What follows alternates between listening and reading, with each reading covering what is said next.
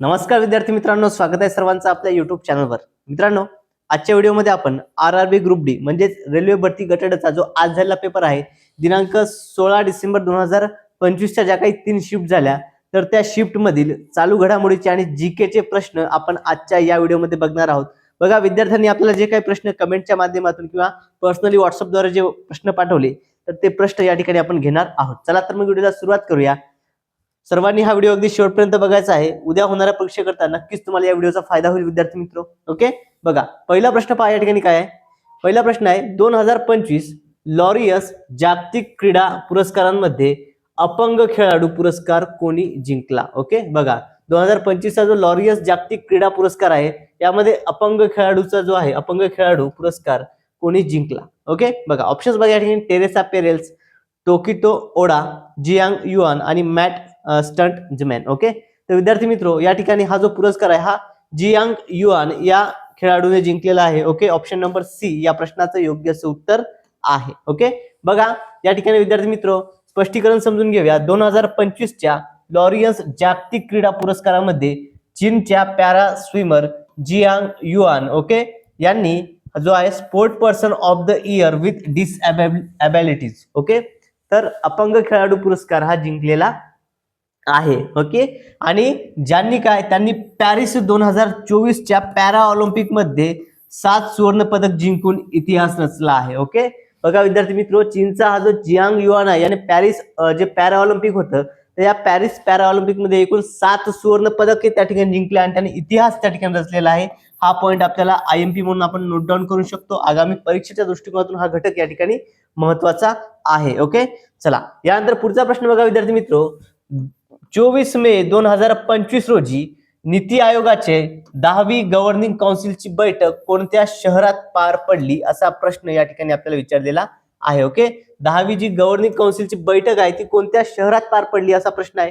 Option बघा, एक आहे मुंबई, बी कोलकाता, सी नवी दिल्ली आणि डी आहे चेन्नई. ओके, बघा यापूर्वी देखील या टॉपिकवर प्रश्न आला विद्यार्थी मित्र. या घटकावर आपल्याला काय विचारलं, अध्यक्ष विचारले होते त्यावेळेस काय विचारलं होतं अध्यक्ष. तेव्हा आपण स्पष्टीकरणामध्ये सर्वच बघितलं होतं, त्यामध्ये आपण कुठे पार पडली हे देखील बघितलं होतं आणि आजच्या शिफ्ट मध्ये बघा यावरती प्रश्न हा आलेला आहे. ओके, त्यामुळे आपण सर्व जे काही मूल्यमापन बघतो त्या दृष्टिकोनातूनच महत्वपूर्ण आहे. बघा कुठे पार पडली तर ही नवी दिल्ली. ओके, नवी दिल्ली या ठिकाणी ही पार पडली. अध्यक्ष कोण होते या बैठकीचे. ओके, या बैठकीचे अध्यक्ष देखील आपण बघितले होते. अध्यक्षावर प्रश्न होता. आपल्या देशाचे पंतप्रधान श्री नरेंद्र मोदी यांचे अध्यक्ष होते. ओके, श्री नरेंद्र मोदी हे याचे अध्यक्ष होते. क्लिअर आहे सर्वांना. बघा यानंतर पुढचा प्रश्न बघा. तत्पूर्वी आता आपण डिटेल अजून याची माहिती पाहून घेऊया. बघा शहर कुठे आहे, नवी दिल्ली. स्थळ भारत मंडपम. ओके, संसदेमधील भारत मंडपम या ठिकाणी पार पडलं. अध्यक्ष पंतप्रधान श्री नरेंद्र मोदी. ओके, थीम काय आहे बघा या ठिकाणी. आता आपल्याला थीम विचारू शकते. ओके, थीम काय, विकसित राज्य फॉर विकसित भारत. ओके, म्हणजेच विकसित भारत या ठिकाणी काय @247. ओके, 2047 साठी विकसित राज्य. ओके, हा त्या ठिकाणी उद्देश काय याचा. मग आता उद्देश बघा तर विकसित भारताच्या ध्येयासाठी सर्व राज्यांना एकत्र आणून विकासाच्या आव्हानावर चर्चा करणे असा याचा उद्देश आहे. ओके, बघा यानंतर पुढचा बघा प्रश्न विद्यार्थी मित्रो. जिमेक्स जेनमेक्स 2025. ओके, जिमेक्स जेनमेक्स 25 मध्ये भारताच्या वतीने कोणत्या जहाजाने प्रामुख्याने भाग घेतला होता असा प्रश्न या ठिकाणी आपल्याला विचारलेला आहे. ओके, पहा पर्याय बघा या ठिकाणी. INS Vikrant, INS Sahyadri, INS Kolkata आणि INS चेन्नई. तर विद्यार्थी मित्र भारतातर्फे या ठिकाणी कोणत्या याने भाग घेतला होता, INS सह्याद्रीने भाग घेतला होता. ऑप्शन नंबर बी INS सह्याद्री हे आपल्या प्रश्नाचं योग्य असं उत्तर आहे विद्यार्थी मित्र. ओके, बघा या ठिकाणी भारत जपान. ओके, जपान आणि भारत या सागरी अभ्यास जो आहे जिमेक्स 2025 जो आहे हा भारत जपानचा सागरी अभ्यास आहे. ओके, आणि यामध्ये भारताच्या वतीने INS सह्याद्रीने या जहाजाने प्रामुख्याने भाग घेतला होता.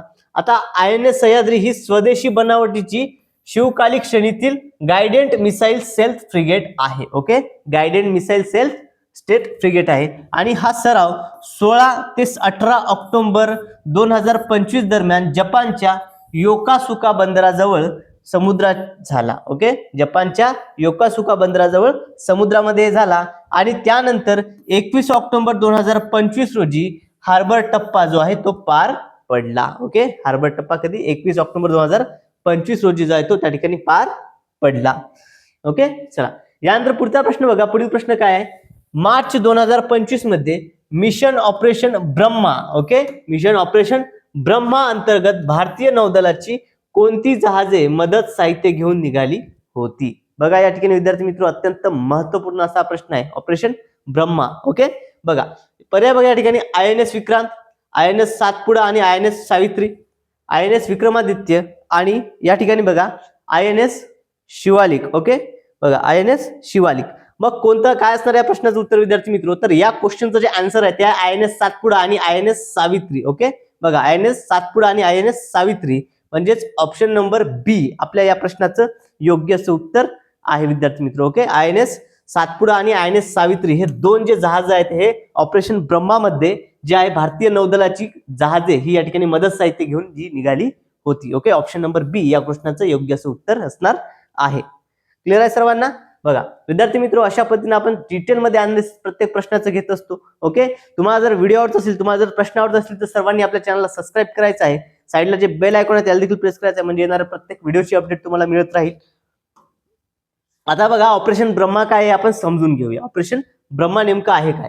तर बघा ऑपरेशन ब्रह्मा जे आहे हे 28 मार्च 2025 रोजी म्यानमार आणि थायलंड मध्ये आलेल्या विनाशकारी भूकंपाला प्रतिसाद म्हणून भारत सरकारने सुरू केले होते. ओके, म्यानमार आणि थायलंड मध्ये जो भूकंप आला होता, ओके, तर त्या भूकंपाला प्रतिसाद म्हणून भारत सरकारने मदतीसाठी ऑपरेशन ब्रह्मा हे सुरू केलं आणि INS सातपुडा आणि INS सावित्री म्हणजे पूर्व नौदल कमांड कडून 29 मार्च 2025 रोजी मदत साहित्य घेऊन त्या ठिकाणी रवाना झाल्या होत्या. ओके, बघा विद्यार्थी मित्र तुम्हाला ही PDF देखील डाउनलोड करता येणार आहे. PDF डाउनलोड करण्याकरता तुम्ही आपलं टेलिग्राम चॅनल जॉईन करायचं आहे किंवा कमेंटमध्ये PDF मेसेज करायचा आहे किंवा या व्हिडिओच्या डिस्क्रिप्शन बॉक्समध्ये आपल्या टेलिग्राम चॅनलची लिंक असेल त्या ठिकाणी जाऊन तुम्ही चॅनल जॉईन करायचं आहे. ओके, आणि सर्वांनी एक वेळ व्हिडिओला लाईक करायचं आहे विद्यार्थी मित्र. यानंतर पुढचा प्रश्न बघा. खालीलपैकी कोणत्या पॅरा ॲथलीटने 2025 चा अर्जुन पुरस्कार जिंकला? ओके, कोणता पॅरा ॲथलीट आहे ज्याने 2025 चा जो आहे अर्जुन पुरस्कार जिंकला? ओके, बघा पॅरा ॲथलीट म्हटलेला आहे दीप्ती, मनु भाकर, हरमनप्रीत, ओके, आणि अनुराणी. तर विद्यार्थी मित्र काय असणार आहे या प्रश्नाचं उत्तर? कोणी जिंकलेला आहे पॅरा ॲथलीट मध्ये? तर हा जो पुरस्कार आहे विद्यार्थी मित्र हा जिंकलेला आहे दीप्ती यांनी. Okay, option number A Dipti हे या प्रश्नाचं योग्य असं उत्तर आहे. या काय आता या para athlete. Okay, para athlete आहे. आता यापैकी इतर जे काय आपण बघूया यामध्ये कोण कोण होते बघा. यामध्ये सगळ्यात महत्वपूर्ण म्हणजे 80 वर्षीय युद्धनायक आणि पॅरा ऑलिम्पिक सुवर्ण पदक विजेते मुरलीकांत पेटकर यांना आजीवन अर्जुन पुरस्काराने सन्मानित करण्यात आले. ओके, IMP मुद्दा आहे. पुढील शिफ्टमध्ये पुढील परीक्षेमध्ये 100% विचारण्याचे चान्सेस आहेत कारण की यांना आजीवन अर्जुन पुरस्काराने सन्मानित करण्यात आले. कोणाला? मुरलीकांत पेटकर यांना. ओके, क्लिअर आहे? बघा चंदू चॅम्पियन पिक्चर जो होता तो यांच्या जीवनपटावर आधारित आहे.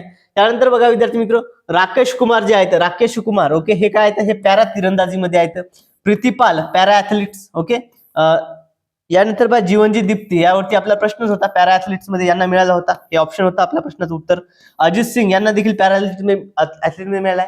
त्यानंतर विद्यार्थी मित्र हे दोन घटक महत्वपूर्ण आहे. आपल्या या ठिकाणी बघा सचिन सर्जेराव खिल्लारी यांना पॅरा ॲथलेटिक्स गोळाफेक मध्ये मिळाला होता आणि नवदीप सिंग जो आहे हे पॅरा ॲथलीट देखील होते. ओके, नवदीप सिंग हे देखील होते. आणि सगळ्यात महत्वपूर्ण म्हणजे शूटिंग मध्ये बघा, शूटिंग मध्ये कोणाकोणाला मिळाला तर महाराष्ट्रातून विद्यार्थी मित्र स्वप्नील सुरेश कुसळे जे आहे यांना शूटिंग मध्ये पुरुषातून जे आहे 50 मीटर रायफल पोझिशनसाठी मिळालेला आहे आणि सरबजोत सिंग यांना शूटिंग मध्ये पुरुषांमधूनच 10 मीटर रायफल पिस्टल मध्ये मिळालेला आहे. ओके, बघा यानंतर पुढचा प्रश्न बघा. जे थॉम्सन यांनी खालीलपैकी कशाचा शोध लावला असा प्रश्न या ठिकाणी आपल्याला विचारलेला आहे. ओके, जे थॉम्सन यांनी खालीलपैकी कशाचा शोध लावला? ऑप्शन बघा ए प्रोटॉन, बी न्यूट्रॉन, सी इलेक्ट्रॉन आणि डी अणू. तर जे थॉम्सन यांनी कशा शोध लावला बरं विद्यार्थी मित्र? तर जे थॉम्सन जे होते यांनी इलेक्ट्रॉनचा शोध लावला होता. कशाचा? ओके, इलेक्ट्रॉनचा शोध लावला होता जे थॉम्सन यांनी. त्याच्यामुळे ऑप्शन नंबर सी इलेक्ट्रॉन हे आपल्या प्रश्नाचं योग्य असं उत्तर आहे. न्यूट्रॉन म्हटलं तर चॅडविक. ओके, बघा या ठिकाणी समजून घेऊया. इलेक्ट्रॉनचा शोध sir Joseph John Thomson J Thomson यांनी 1897 मध्ये लावला. त्यांनी कॅथोड किरणाच्या प्रयोगातून अणूमधील नकारात्मक चार्ज असलेला उपअणू या कणाचे, ओके, जे आहे अस्तित्व सिद्ध केले आणि ज्याला त्यांनी सुरुवातीला कार्पसल्स असं म्हटलं आहे. आता या ठिकाणी शोध कोणी कोणते लावले हे बघून घ्या. ओके, पहा, इम्पॉर्टंट आहे. प्रोटॉनचा शोध जो आहे हा अर्नेट रुदरफोर्ड यांनी लावलेला आहे. न्यूट्रॉन म्हणले की James Chadwick. Electron J Thomson, ज्याच्यावरती आपल्याला प्रश्न होता. आणि अणुचा जो आहे जॉन डाल्टन. ओके, अणु सिद्धांत जो आहे जॉन डाल्टन यांनी मांडलेला आहे. होप सर्वांना हा व्हिडिओ आवडता, प्रश्न समजत असतील. विद्यार्थी मित्र, जर व्हिडिओ आवडत असेल तर सर्वांनी व्हिडिओला लाईक करायचा आहे. सोबतच आपल्या या व्हिडिओची लिंक आपल्या सर्व व्हॉट्सअप ग्रुपवरती शेअर करायचं आहे. ओके, बघा. आणि विद्यार्थी मित्र, तुम्हाला ही पीडीएफ देखील डाउनलोड करता येणार आहे. पीडीएफ डाउनलोड करण्याकरता आपलं चॅनल तुम्ही सबस्क्राईब करायचं आहे आणि कमेंटमध्ये पीडीएफ मेसेज करायचा आहे. ओके, चलो. यानंतर पुढचा प्रश्न बघा. 2025 मध्ये भारताच्या लोकपालाने कोणते नवीन बोधवाक्य स्वीकारले? बघा, या ठिकाणी लोकपाल जे आहे, लोकपालाचं नवीन बोधवाक्य म्हटलेलं आहे. ओके, नवीन बोधवाक्य कोणतं आहे? बघा, ऑप्शन बघा. या ठिकाणी एक आहे नागरिकांना सक्षम करा, भ्रष्टाचार उघड करा. ओके, त्यानंतर कोणाच्याही संपत्तीचा मोह करू नका. त्यानंतर बघा, सत्य हीच सेवा आहे आणि जनतेसाठी न्याय. तर विद्यार्थी मित्र, नवीन कोणता आहे बरं 2025 मध्ये जे स्वीकारलं आहे? तर ते आहे नागरिकांना सक्षम करा आणि भ्रष्टाचार उघड करा. त्यामुळे ऑप्शन नंबर 1च आपल्या प्रश्नाचं योग्य असं उत्तर आहे. ओके, बघा, यापूर्वीचं मग कोणतं होतं नवीन? जर नागरिकांना सक्षम करा आणि भ्रष्टाचार उघड करा हे नवीन आहे. ओके, नवीन स्वीकारलेलं आहे. मग यापूर्वीचं कोणतं होतं? तर ते होतं कोणाच्याही संपत्तीचा मोह करू नका. हे यापूर्वीचं बोधवाक्य त्या ठिकाणी होतं. ओके, त्या ठिकाणी सुरुवातीचं हे काय होतं? बोधवाक्य लोकपालचं होतं. बघा, या ठिकाणी बोधवाक्य नागरिकांना सक्षम करा आणि भ्रष्टाचार उघड करा. आता याची स्वीकृती कधी केली? तर 11 जून 2025 रोजी हे स्वीकारलं. ओके, 11 जून 2025 ला हे स्वीकारलं. आणि बघा, हे घोषित कोणी केलं? तर press information bureau, okay, PIB द्वारे हे घोषित करण्यात आलं. आणि याचा उद्देश काय आहे? तर संस्थात्मक दृश्यमानता वाढवणे आणि भ्रष्टाचाराविरुद्धच्या लढ्यात नागरिकांचा सहभाग वाढवणे. ओके, म्हणजेच काय? नागरिकांना सक्षम करा आणि भ्रष्टाचार उघड करा, हा त्याचा उद्देश झाला. ओके, बघा, आता लोकपाल संदर्भात बघा, सध्याचे लोकपाल कोण आहेत आपले? ओके, सध्याचे लोकपाल म्हटलं तर न्यायमूर्ती अजय माणिकराव खानविलकर हे आपले सध्याचे लोकपाल आहेत. प्रश्न येऊ शकतो, IMP आहे, नोट डाऊन करून ठेवा. ओके, सध्याचे लोकपाल कोण आहेत? न्यायमूर्ती अजय माणिकराव खानविलकर हे सध्याचे आहेत आणि लोकपाल पदाचे विद्यमान अध्यक्ष आहेत. हे सध्याचे आहेत आणि सोबतच हे कितवे आहेत बरं? तर हे पदानुसार जर बघितलं हे दुसरे आहेत. ओके, हे दुसरे आहेत. आणि पहिले लोकपाल कोण होते मग? तर भारताचे पहिले लोकपाल होते न्यायमूर्ती पिनाकी चंद्र घोष. ओके, कोण होते? न्यायमूर्ती पिनाकी चंद्र घोष हे पहिले लोकपाल होते. हा देखील IMP आहे. ओके, देशाचे पहिले लोकपाल कोण? तर पिनाकी चंद्र घोष हे होते आणि सध्याचे अजय माणिकराव खानविलकर. ओके, क्लिअर आहे सर्वांना? चलो, नेक्स्ट क्वेश्चन घेण्यापूर्वी बघा, अजून थोडंसं बघा. लोकपालची स्थापना आहे. स्थापना कधी झाली लोकपालची स्थापना? बघा, तर स्थापना लोकपाल आणि लोकायुक्त कायदा 2013 अंतर्गत करण्यात आलेली आहे. आणि उद्देश काय? तर सार्वजनिक हिताचे प्रतिनिधित्व करणे आणि भ्रष्टाचाराशी लढणे हा त्याचा उद्देश आहे.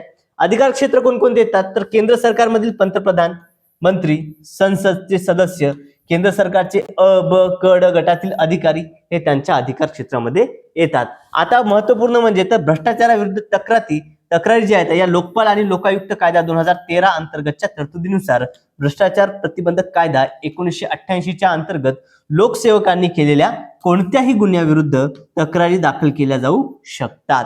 ओके, क्लिअर आहे सर्वांना? चलो, त्यानंतर नेक्स्ट क्वेश्चन बघा. पुढचा प्रश्न काय विद्यार्थी मित्रो?